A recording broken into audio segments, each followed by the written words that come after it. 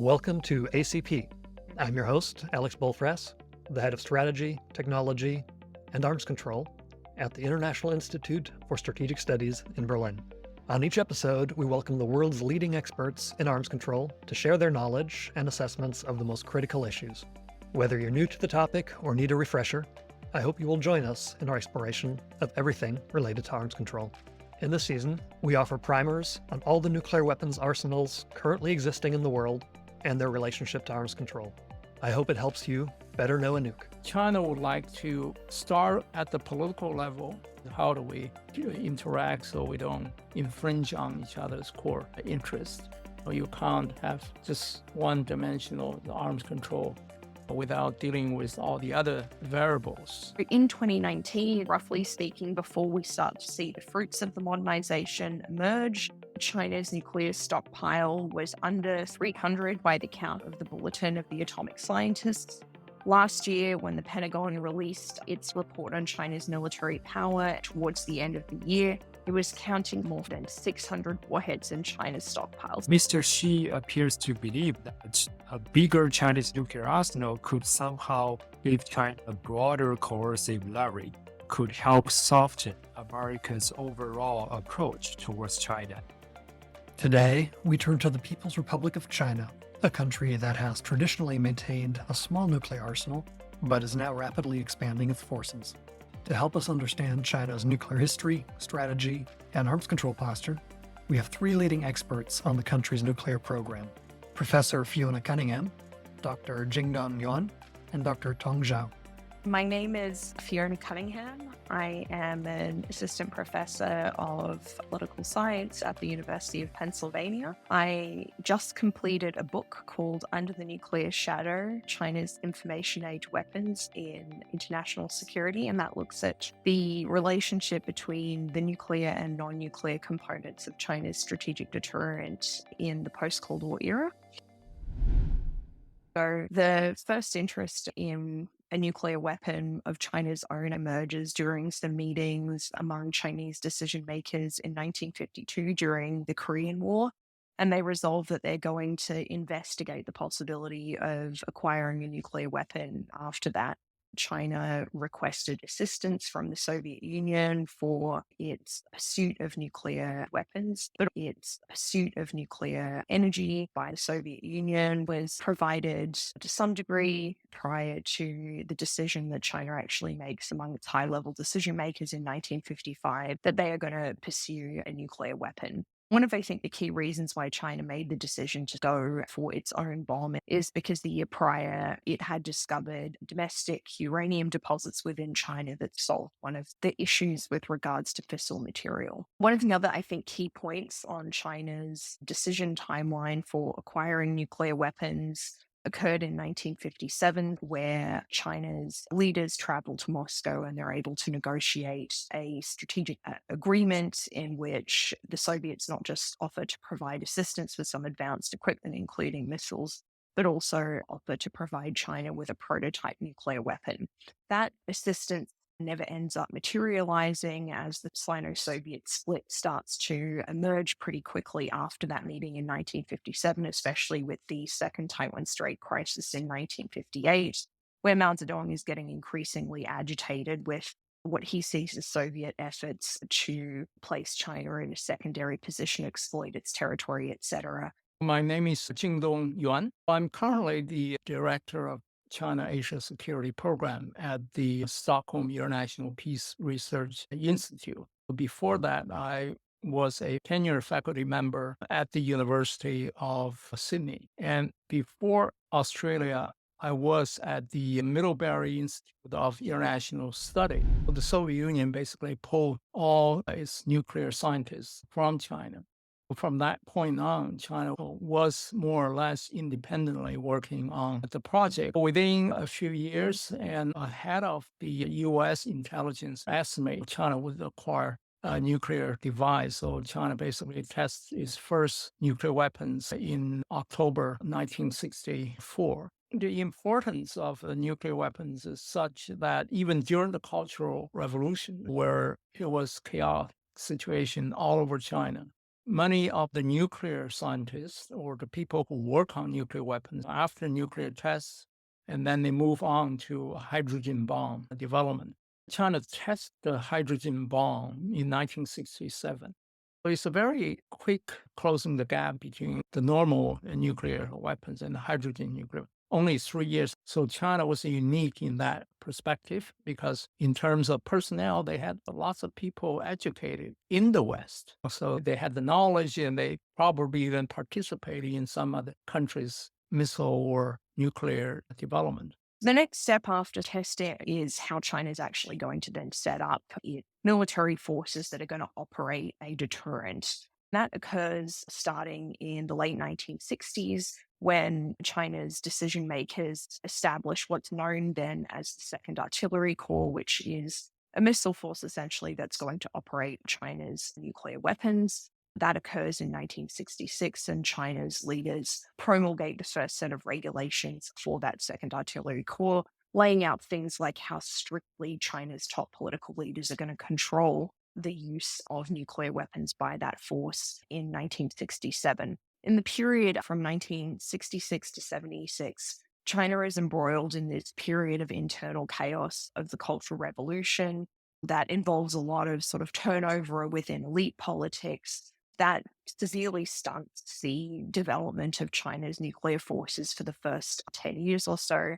There's constant turnover among the top leadership that makes it quite difficult for this force to get on with the task of actually deciding how it's going to do its job of delivering a nuclear weapon if China is attacked. And in the midst of this cultural revolution, of course, in 1969, China also has a border conflict with the Soviet Union that decisively changes where China sees the main threat to its security coming from. Prior to that point, it had really come from the United States. After that 1969 border conflict, China's threat perceptions decisively start to shift north, and the Soviet Union is perceived within China as potentially likely to use nuclear weapons in the course of that conflict. In the late 1970s, there are two principles that are given to China's missile forces, the Second Artillery, by the top leaders. What these two principles are about is implementing leadership views of what the appropriate role of nuclear weapons should be, which was to counter nuclear threats against China, what now called nuclear blackmail, and to retaliate if China were threatened with a counterstrike. Those principles basically gave the Second Artillery a way in which it was going to protect its nuclear forces from a first strike and make sure that it could then generate the ability to attack an adversary with nuclear weapons and generate unacceptable damage in the event that China suffered a nuclear attack. The third kind of key principle that emerged at that point for China's nuclear operations was the idea of a lean and effective force, which is the force structure principle that appears to have survived up until relatively recently in its sort of enduring role within China's nuclear force structure principles that is a little bit more of a question today. My name is Tong Zhao. I'm a senior fellow at Carnegie Endowment for International Peace. I work for Carnegie's Nuclear Policy Program and China. For quite a years, I've been working on nuclear policy through deterrence, arms control, non-proliferation. The first generation of Chinese leaders made a very important decision to keep China's nuclear arsenal small. And that decision had a long-lasting impact on China's overall nuclear policy thinking. At that time, the decision of maintaining a small nuclear arsenal was made partly to reduce international concern about China becoming another nuclear weapon state, and also partly because China faced very severe economic restraints. As leaders knew that China wouldn't have the resource to build a large nuclear arsenal, especially when the Soviet Union States had tens of thousands of nuclear warheads. There were no ways that China could compete with them. So China decided early on to be satisfied with much smaller nuclear arsenal. But that didn't mean China didn't have the interest in a larger and more capable nuclear force.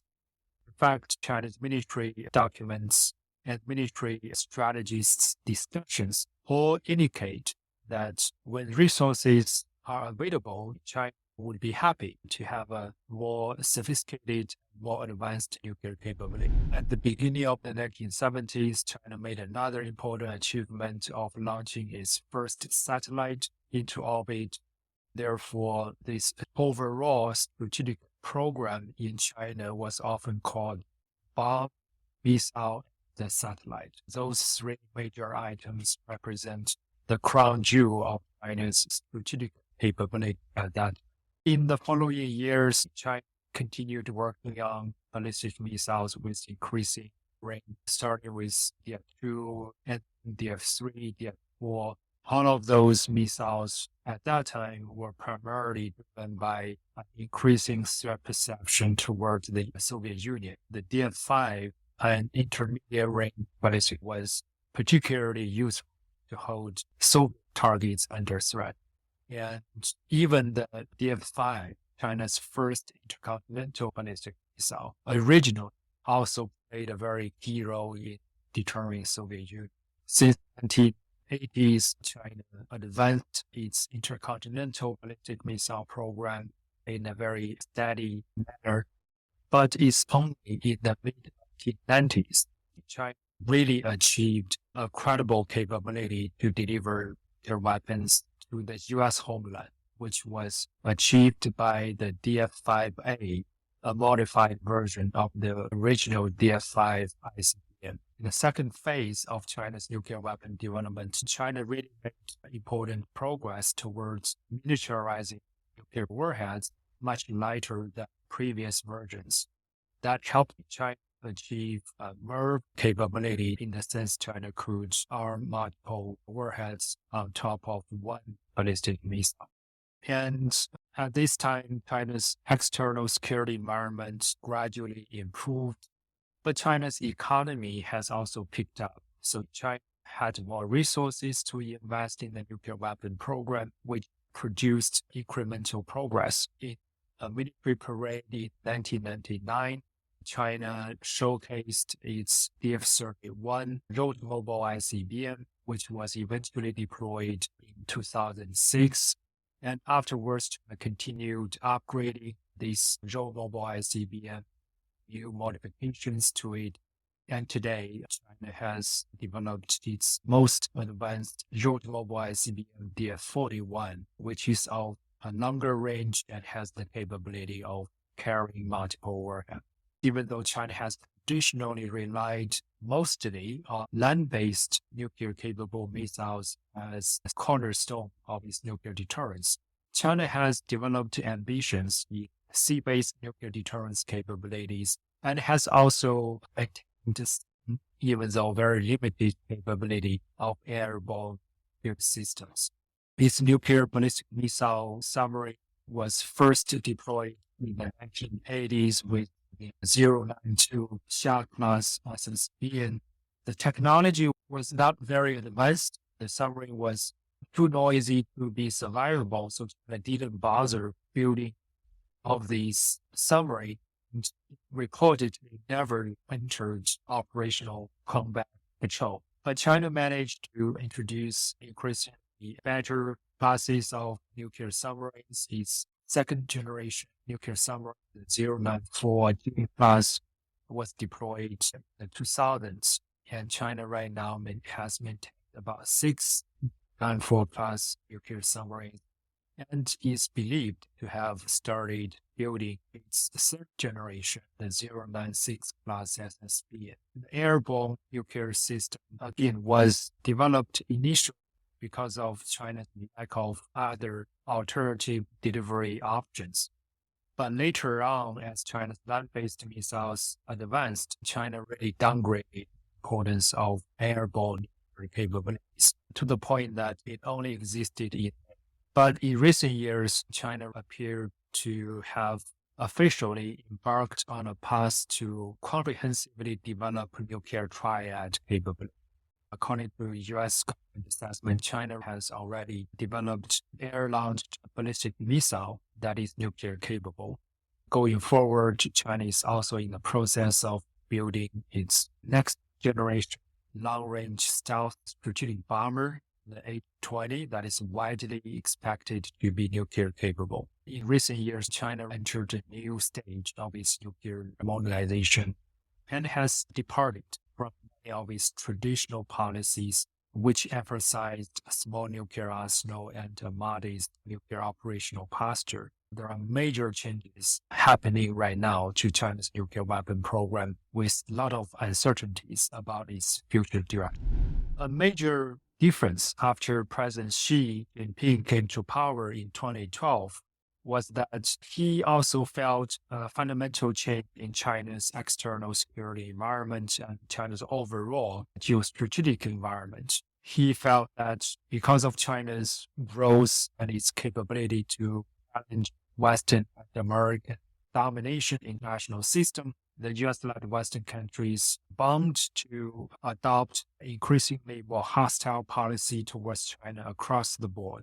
So in anticipation of a worsening relationship with Western countries, Mr. Xi appears to believe that a bigger Chinese nuclear arsenal could somehow give China a broader coercive leverage, could help soften America's overall approach towards China. And he made an explicit reference to Russia by praising Russia for making the right decision to maintain a powerful nuclear arsenal despite economic challenges faced by Russia after the Cold War. The current Chinese leadership apparently believes in some broader strategic value of nuclear weapons. That has been another very strong driver of the recent round of rather rapid, extensive nuclear build-out program. There are a lot of different components to China's nuclear modernization. I like to break it up into 3 sections.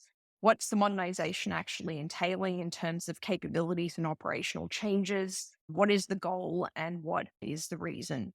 From my perspective, I think there are really 4 key attributes of the acceleration of China's nuclear modernization that starts to become visible in 2019 with reports from US intelligence officials that China is going to start rapidly increasing the size of its arsenal. The 4 key attributes are size, diversity, accuracy, and readiness.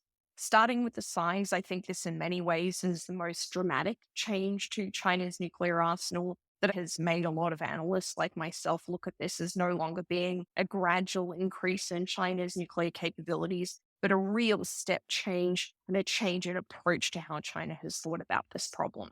In 2019, roughly speaking, before we start to see the fruits of the modernization emerge, China's nuclear stockpile was under 300 by the count of the Bulletin of the Atomic Scientists.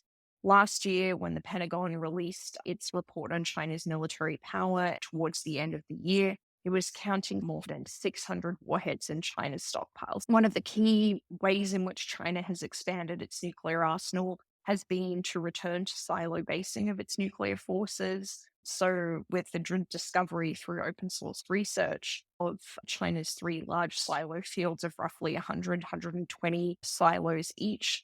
And this is a significant, I think, change in how China has thought about basing of its nuclear weapons, where previously it had been moving away from these fixed nuclear launch sites for its ICBMs that are easy for an adversary to discover and potentially attack in advance, to putting its nuclear warheads on trucks, driving them around the Chinese hinterland. They're harder for an adversary to find. And so there are different ways of thinking about how you achieve survivability, one by easily discoverable mass, and the other by concealed but perhaps smaller numbers of nuclear warheads. The second key change in China's nuclear modernization or attribute is diversity. China now, for the first time, fields an operational triad of nuclear delivery systems, especially at the regional level, with ballistic missile submarines able to launch submarine-launched ballistic missiles tipped with nuclear weapons that the Pentagon has reported is now operational. China put its Air Force back in the nuclear business starting around the late 10s. We now have an H-6 bomber that's nuclear capable, and it's believed that it's going to carry an air-launched ballistic missile with a kind of regional range. And then obviously China also has its land-based missile force. This diversity is another kind of key attribute of the modernization. The third attribute is accuracy. China's newest ICBM, the DF-41, its newest IRBM, the DF-26, are much more accurate than its predecessors. And in particular, a lot has been made of the DF-26 IRBM, its dual-use capability, because it's one of China's first precision strike capabilities that has an explicitly nuclear role by Chinese reporting. Finally, is the readiness of the force. A portion of China's mobile missile force now actually patrols with nuclear warheads. Back in roughly 2015 was the cut point where you started to see this move towards patrols with warheads mated, but China had kept its warheads and its delivery systems held trucks that would drive these missiles around, so the warhead and the missile were kept separately. And so China has started to end the practice of really recessing the readiness of its nuclear forces, where it kept these two pieces apart, largely, I think, for reasons of keeping strict leadership control over decisions to alert and use its nuclear weapons, to focusing a lot more on what's going to improve the survivability of the force. Because if you can disrupt the mating process between the warhead and the missile, then you don't have to find the missile when it's driving around in the Chinese hinterland, which is a much more difficult task. Tong Zhao takes us back into the early years of the Chinese nuclear program to understand a key element of its nuclear doctrine, its no first use policy. Right after China's first nuclear explosive device in October 1964, the Chinese government officially declared its unconditional no first use policy, meaning that China would not be the first to use nuclear weapons anytime under any conditions. And China has maintained its no first use policy since then. China is very proud of its no first use policy and often claims itself to be the only country to have this type of nuclear policy. India, of course, has a different kind of no first use policy that includes some conditions or reservations. But China's no first use policy is unconditional. That doesn't mean there hasn't been internal debates in China about no first use. And this debate has happened more than once. But eventually, after each debate, China managed to reach the decision that no first use as a declaratory policy still best serves Chinese interest more than other potential alternatives. Foreign countries, especially China's security rivals, they don't often trust China's no first use policy. There are a number of reasons. One is, of course, as a declaratory policy, the policy can be changed in time. And as Putin has demonstrated during the Ukraine war, Russia indeed had modified its state policy on nuclear deterrent, had lowered the threshold of nuclear use. How to demonstrate the credibility of China's no first use has always been very challenging.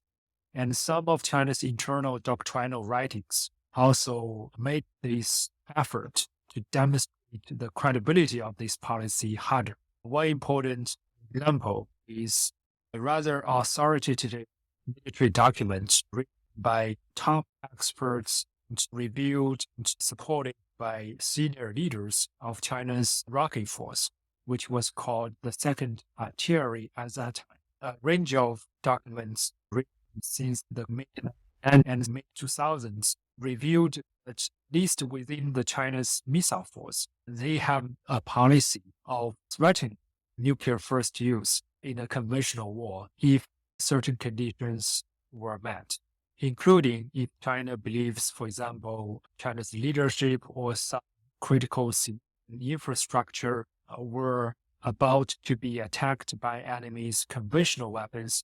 China's military has the option to threaten nuclear use in order to deter non-nuclear strategic attack. And China's military has this term of lower the threshold of nuclear coercion in a time of crisis, just like what Putin has done to Russia's nuclear policy. The Chinese military also has this specific term to modify and to lower the threshold of their coercion in order to maximize the threat perception, the fear in the mind of Chinese, deter their perceived aggression. And the military writings also a range of measures the military could take in cooperation with other China's state government agencies, including the propaganda organizations, to make the nuclear threat credible in order to, again, generate sufficient coercive leverage.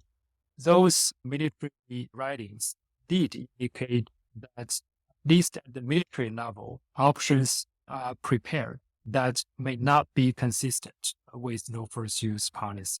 From China's own perspective, of course, the policy of threatening nuclear first use in a conventional war wouldn't necessarily violate China's no first use policy as long as China did not end up actually using nuclear weapons first.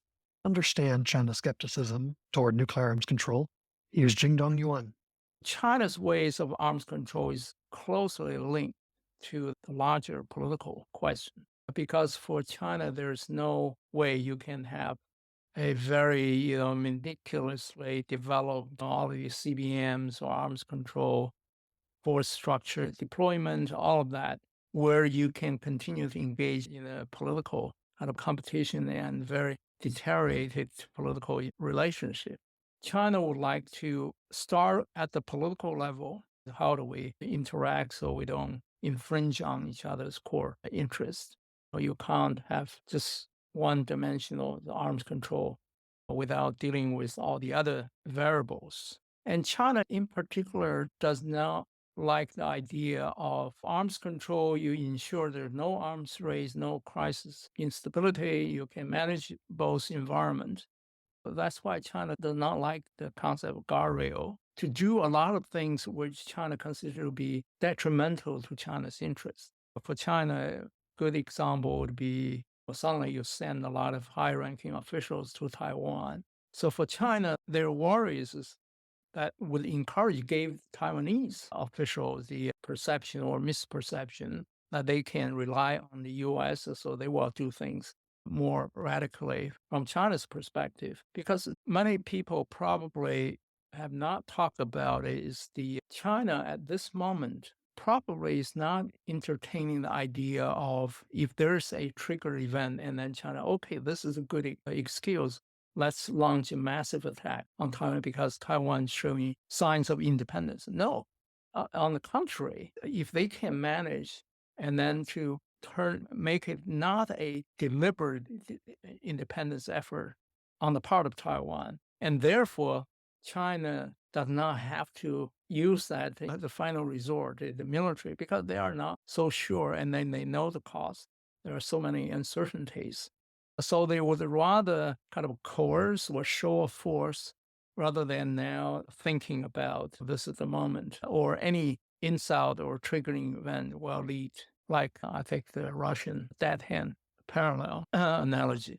That's how Chinese arms control. And also they tend to go to the extreme to offer the position as take it or leave it. But if you take it, suddenly you have to go a complete elimination of all nuclear weapons. But then, or if we can't get there and then everything else, so we just continue. Tong Zhao elaborates on Chinese skepticism toward arms control. When it comes to arms control, there are three immediate obstacles in China. Firstly, China sees its own current nuclear buildup as contributing to nuclear stability because China's threat perception is very different from the Western countries, and China has convinced itself that it's just the Western countries who are adopting more hostile policy, who are introducing instability into the current national arms control regime, who are pursuing self-interest, hegemonic interests, who are trying to maintain their military primacy. So because of this unique perception, China thinks that it's time for China to counter that Western hostility by improving its own strategic capability, which could therefore contribute to greater strategic stability. From China's perspective, what it is doing right now regarding expanding nuclear weapons is totally stabilized. That's fundamentally contradictory with how many other countries view the nature and the implication of China's nuclear buildup program. So that's the first obstacle. Secondly, China doesn't appreciate American and Western concerns about China's nuclear buildup. In Washington, D.C., for example, there are strong concerns about huge negative implications of China's nuclear buildup for American security, for U.S. allies' security. The U.S. thinks that for the first time in history, it needs to address the threats from two nuclear peers, both Russia and China. They could coordinate the nuclear capability development and even nuclear use policy, or at least one of these two countries could engage in opportunistic aggression when the United States is already fighting the other enemy in a different part of the world. The U.S. doesn't know how to deal with this unprecedented threat. And some of China's capabilities, including the reported development of FOBs technology, fractional orbital bombardment system with long-range hypersonic glider warhead, those types of systems from American perspective could pose an unprecedented threat to U.S. leadership mind control hubs. It could be a very capable decapitation or counter and control type of weapon, leaving the United States with very little warning time. But China hasn't really appreciated these American concerns. All of these American concerns basically dismissed Beijing as excuses for the United States to develop its own nuclear capability to maintain America's long-standing nuclear hegemony. The two countries' threat perception are oceans apart. And lastly, I don't see a sense of concern in Beijing about the future implications of international response to China's current nuclear buildup. The U.S. is very committed right now to strengthen American military deterrence, including likely enhancement of American nuclear capability. It looks like the U.S., if the current trajectory is maintained, the U.S. is on path to fundamentally reverse its decades-long process of nuclear reduction, might start increasing its nuclear arsenal in ways that could threaten China's security in a very significant way. But somehow, all these consequences, all these likely countermeasures to be adopted by U.S. and other countries are not yet generating a response from China or even a severe concern. Therefore, we don't see yet a strong Chinese interest to engage in control talks in the future. As such, China's government recently has promoted the issue of no first use international and has even included a draft treaty on no first use. Its government's document is submitted to PT meetings. There might be opportunities to start engaging China on nuclear issues by having an open-ended discussion on the issue of no first use. There are many loopholes and inconsistencies in China's no first use policy need to be discussed in a candid conversation. And the U.S. and its allies can also benefit by helping China better appreciate how its conventional military aggression in the Western Pacific, making U.S. allies very worried about U.S.-China bilateral no first use agreement emboldening China's conventional military aggression.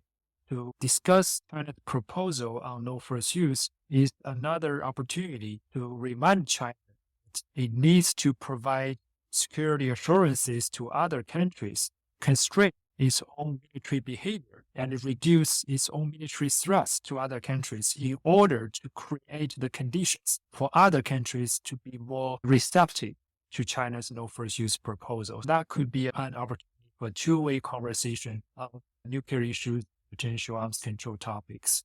And of course, US and China made a small progress recently after the two countries' leaders agreed to not have AI make nuclear use decisions as a general high-level principle.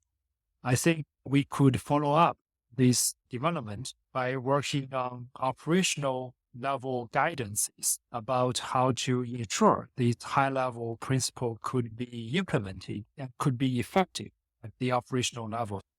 Thank you for listening, and to our guests and the European Union's Non-Proliferation and Disarmament Consortium for funding the series. Until next time, stay optimistic.